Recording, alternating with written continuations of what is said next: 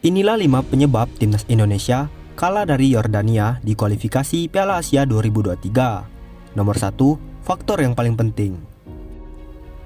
5 penyebab timnas Indonesia kalah dari Yordania di kualifikasi Piala Asia 2023 menarik dikulik. Sebab, skuad Garuda julukan timnas Indonesia gagal memanfaatkan peluang mengukuhkan diri menempati posisi puncak klasmen sementara grup A. Bermain di Stadion Internasional Jabar Al-Hamad, Minggu 12 Juni 2022 dini hari WIB. Duel sengit tersaji di sepanjang laga.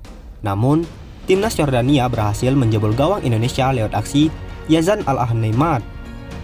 Akibat kekalahan ini, timnas Indonesia mengisi posisi kedua di klasemen dengan koleksi poin yang masih sama, yakni 3 angka. Sederet alasan dipandang jadi penyebab kekalahan timnas Indonesia. Berikut 5 penyebab timnas Indonesia kalah dari Yordania di kualifikasi Piala Asia 2023. Nomor 5, kurang bermain tenang. Salah satu penyebab timnas Indonesia kalah dari Yordania di kualifikasi Piala Asia 2023 adalah kurang bermain dengan tenang. Hal ini sudah terlihat sejak awal laga. Timnas Indonesia tampak kesulitan mengimbangi permainan Yordania yang langsung tancap gas sejak menit pertama. Alhasil, sejumlah peluang membahayakan pun sudah datang ke gawang Indonesia di awal laga. Beruntung, Nadeo Argawinata bisa dengan sigap menepis bola yang mengancam gawangnya, kecuali tendangan Yazan Al-Naimat di menit 49. Nomor 4, gagal memanfaatkan peluang. Penyebab kedua adalah gagal memanfaatkan peluang yang dimiliki. Ya, sejatinya timnas Indonesia punya banyak sekali peluang di laga melawan Yordania karena memang tampil cukup baik. Salah satunya datang pada menit ke-42 lewat aksi Sadil Ramdhani. Dia melesatkan tembakan keras dari luar kotak penalti, namun bola mengasih mengarah ke Yazid Abdullah sehingga bisa ditepis tanpa kesulitan. Pratama Arhan sendiri berulang kali memberi umpan ciamik lewat lemparan apiknya, namun seluruh umpan dari lemparan Arhan ini gagal dimanfaatkan menjadi gol. Ketiga, pertahanan kurang kukuh.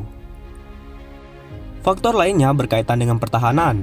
Dalam laga melawan Yordania, pertahanan timnas Indonesia tampak kurang kukuh sehingga menyebabkan ada sejumlah peluang emas yang bisa didapat Yordania. Kondisi ini salah satunya terlihat di awal babak kedua.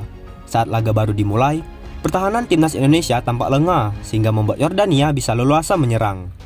Akibatnya, gol pun mampu dicetak Yazan Al-Naimat usai memanfaatkan umpan Ali Olwan. Kedua, fokus menurun usai terjadinya gol.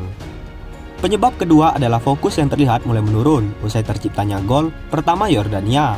Terbukti, usai gol itu, Yordania bisa lebih nyaman memainkan bola dan membangun serangan-serangan yang berbahaya.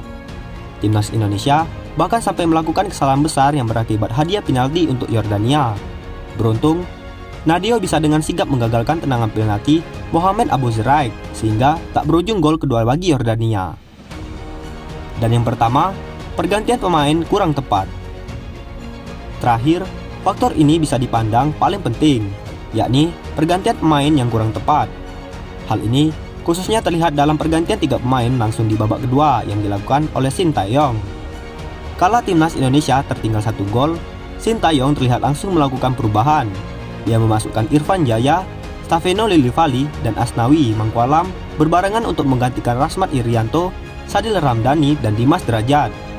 Namun, pergantian ini tampak kurang tepat karena ketiganya gagal memberi perbedaan dalam permainan timnas Indonesia. Skuad Garuda masih kesulitan mencetak gol hingga akhirnya berujung dengan kekalahan.